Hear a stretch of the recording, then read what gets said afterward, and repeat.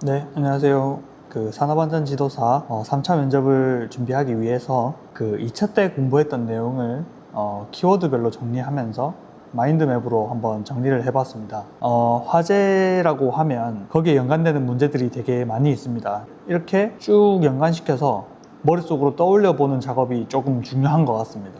왜냐면 백지 상태에서 자기가 아웃풋으로 인출할 수 있으면 그냥 실제로 시험 문제를 딱 받아들였을 때 헷갈릴 염려가 좀 줄어드는 것 같습니다. 그래서 조금 설명을 드려 보겠습니다. 먼저 기준규칙에 관한 문제부터 먼저 설명을 드릴게요. 화재 감시자 배치 장소 요 세 가지는 이번에 2026년 문제에서도 나왔었습니다. 화재 감시자를 배치하는 법적 기준이 이 세 가지가 있는데 첫 번째는 반경 11m 이내에 가연물이 있어서 화재 우려가 있는 장소가 있습니다. 이렇게만 외우셔도 되는데 요게 있습니다. 이 가연물이라는 거는 그 자체가 가연물인 건축물이라든지 설비, 뭐 예를 들면 나무로 이루어진 건축물이라든지 그런 것들이 되겠죠. 그래서 11m 이내에 가연물이 될 수 있는 그런 화재 우려가 있는 장소가 있습니다. 이게 기준규칙 책에도 잘 나와 있습니다. 표시가 이렇게 다 반구 표시가 이렇게 쭉 돼 있고요. 이 11m 이렇게 반경이 있는데 요 안에 가연물이 있는 장소 이렇게 해서 표시가 돼 있고요. 이 11m 반경 11m가 두 번째는 이 11m가 벗어나 있는 지역의 하나 장소를 설명하고 있습니다.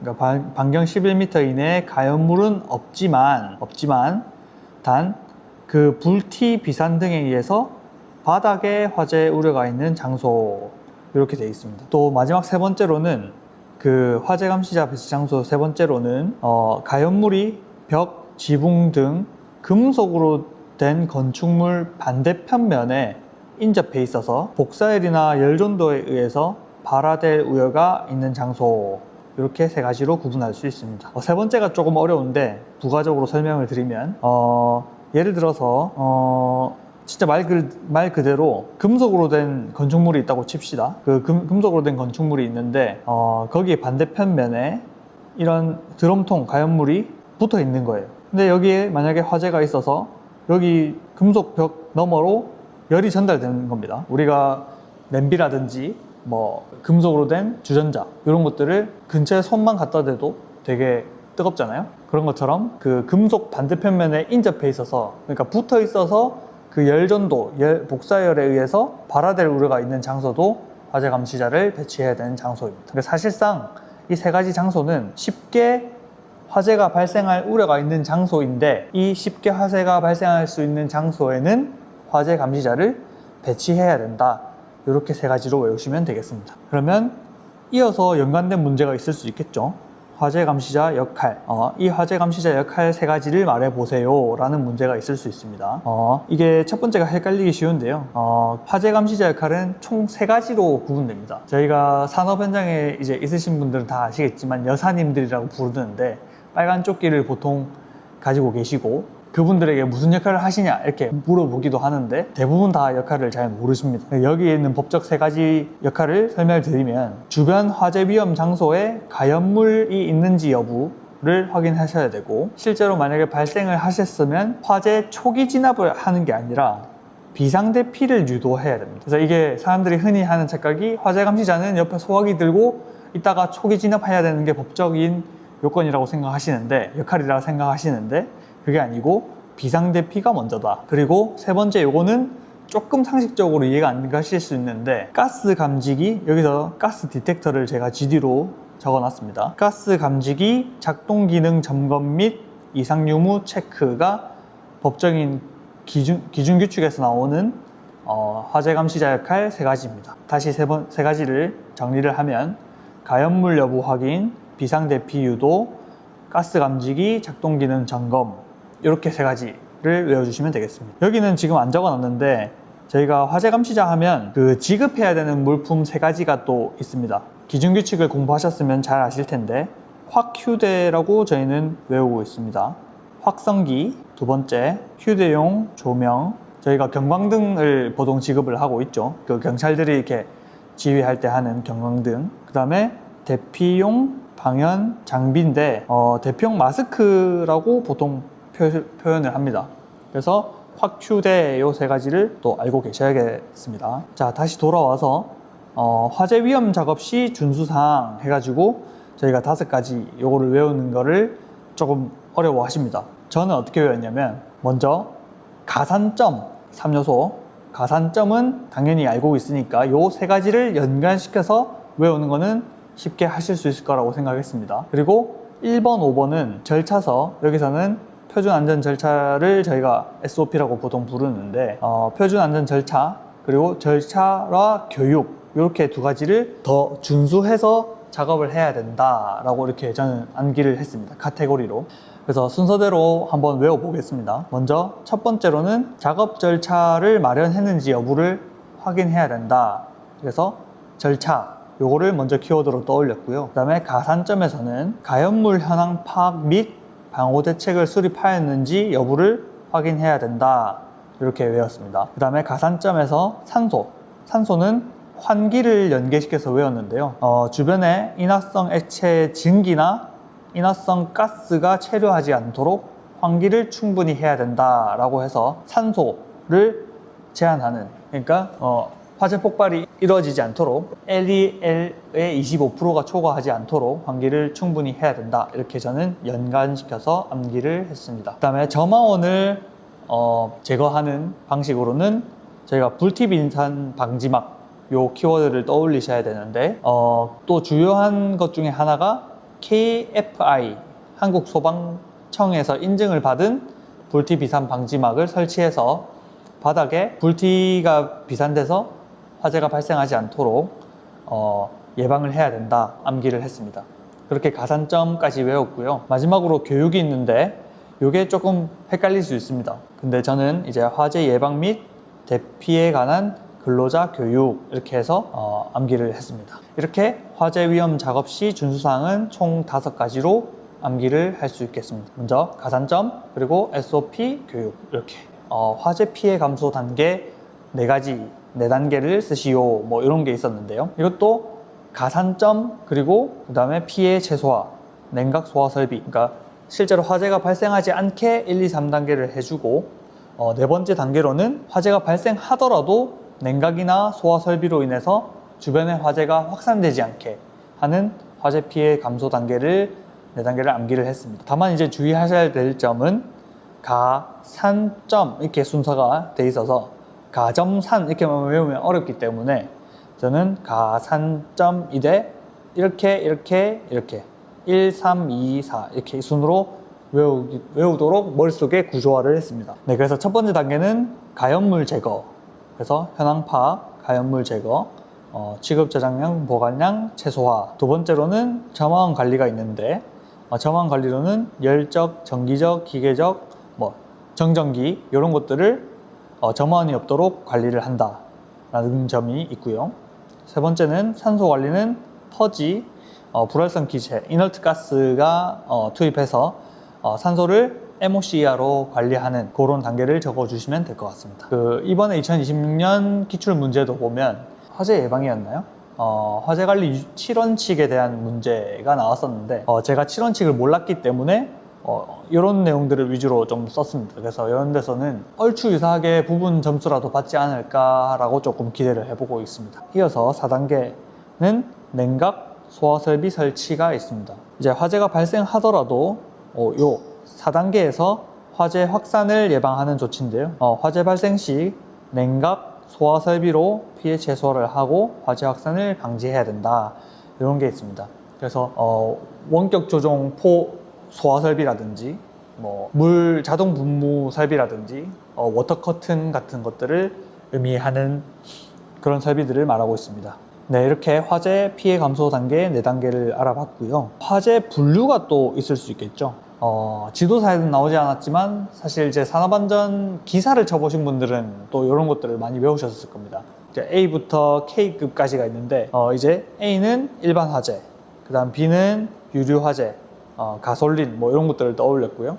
그 다음에 C급이 이제 전기 화재, 변전실이라든지, 그다음 D급은 금속 화재, 저희가 생각하는 나트륨이라든지 이런 것들이 이제 금속 화재가 될 수 있겠는데, 사실 이쪽으로 갈수록 저희가 더 보기가 어려운 그런 상황이다 보니까 순서적으로 일반, 유류, 전기, 금속 이런 식으로 외웠고요. 마지막으로 K급은 A, B, C, D로 가다가 갑자기 K로 이렇게 딱 넘어가기 때문에 구분이 딱 됩니다. 그래서 저는 K급 하면 이제 주방 화재로 외웠는데 키친 이렇게 해서 좀 외웠습니다. 그냥 앞에 K를 떠올리려고 하다 보니까 주방은 키친이다 해서 저는 K급 이렇게 해서 암기를 했었습니다.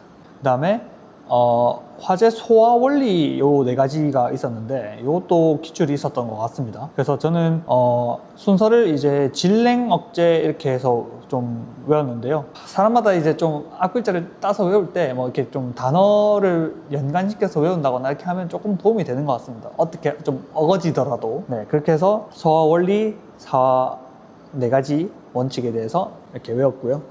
그 다음에 끝점 기준이 있는데 저희가 끝점이라고 하면 이제 화재 폭발 누출 독성 물질에 대해서 끝점을 당연히 다 암기를 하셔야 되는데 제가 이제 그냥 이렇게 쉽게 암기를 하려고 하다가 보니까 퍼 미터 제곱을 적어줘야 되는데 암기를 할 때 편하게 외우려고 하다 보니까 이 단위를 좀 빼놓고 계속 암기를 했었거든요. 근데 여러분들은 이제 이런 실수를 범하지 않기를 바랍니다. 평소에 암기를 할 때도 단위를 꼭 주의해서 쓰시길 바랍니다. 화재하면 또 이제 표시가 있는데 요거 우리나라에서는 잘 표기는 안 하고 있는데 이제 미국에서 표시하는 표시가 있죠. 저는 네파라고 외웠습니다. NFPA인데요. 제가 여기서 지금 좀 오타가 났네요. NFPA입니다. 그래서 저는 그냥 네파 이렇게 쉽게 외웠는데 네파 704라는 코드에 의해서 표기를 하는데 요게 0단계부터 4단계까지 총 5단계에 걸쳐서 위험성을 표시하고 있습니다. 그래서 뭐 예를 들어서 5가 아니고 4 이렇게 돼 있으면 이제 가연물 특성, 화재 위험성, 이제 독성 요게 전부 다 위험한 물질이겠죠. 저는 이제 암기를 하기로는 반, 가, 워, 유 이렇게 외웠었는데 반응성, 가연성, 워는 생략하고 반가워, 유, 해성 이렇게 외웠습니다. 요 우측에 있는 노란색 부분은 위험물의 반응성을 의미하고 위에 있는 빨간색 부분은 가연성, 화재 위험성이니까 여기 빨간색으로 이렇게 표시하면 되겠죠. 그 다음에 이 초록색 부분은 유해성, 독성을 의미하는 거다. 그리고 요 밑에는 기타 이제 뭐 특성, 옥시 뭐 이런 것들이 있었는데 요거는 나중에 확인을 해서 다시 설명을 드리겠습니다. 네, 그렇게 반가, 워, 유 이렇게 해서 저는 순서를 외웠습니다. 그래서 만약에 NFPA 704 코드에 대해서 설명해 보십시오 하면 여기 반가, 워, 유 이거를 떠올리시면 되겠습니다.